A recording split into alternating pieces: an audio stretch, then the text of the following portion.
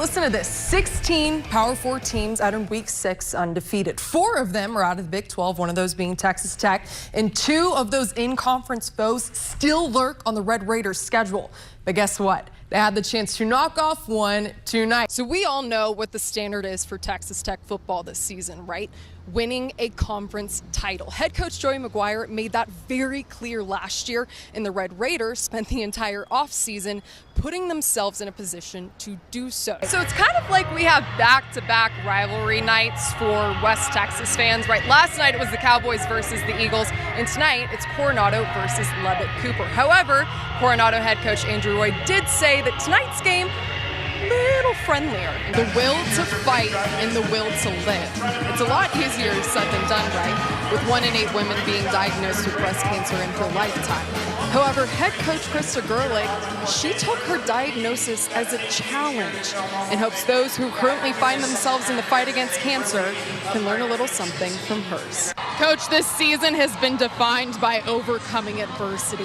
9-game losing streak, snapped it at home, sending you all into the Big 12 tournament with a win. Tell me, how important was this win, not only for you, but these girls to finish out the regular season like this? It's huge for us, right? We've got to have some confidence. All right, welcome back into the Blitz, everyone. Emily Wisniewski, Cole Banker. We're going to start off with something that you probably don't see every day, especially in Week 6 of high school football, and that is not 1, but 2 undefeated teams. Yeah, 5-0 to be exact.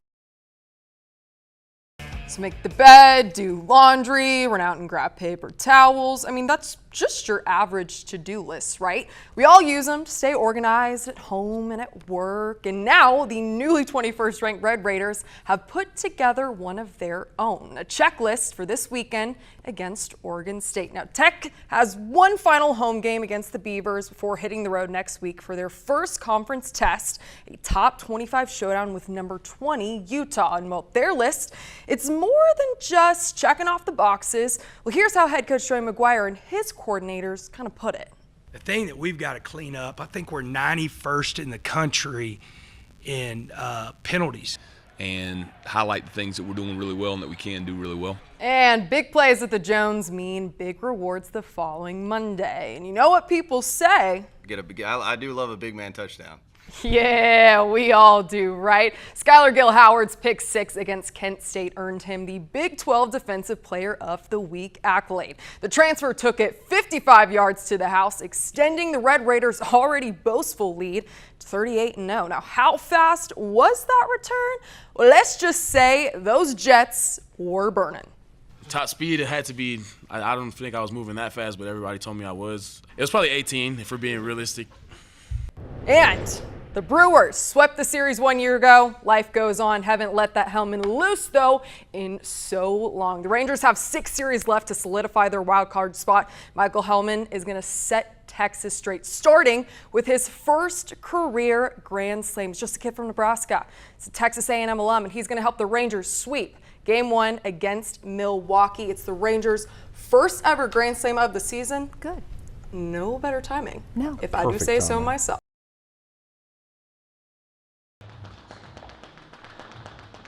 You got to love this game because it's really not a game. At the end of the day, you're locking yourself inside. You're getting locked inside a cage with another man.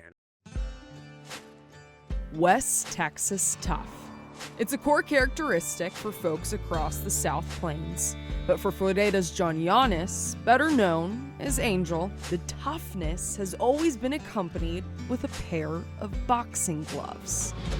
I like to say it started since I was knee high.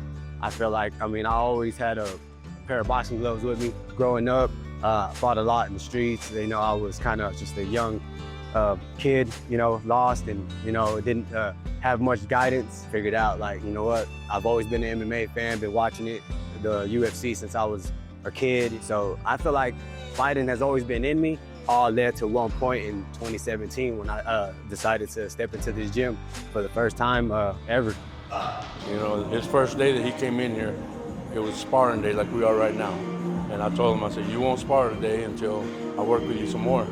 I turned around, working with some other guys, and turned around, he was in the ring, going with one of my best kids I had in here. 7 days a week, 365 days a year.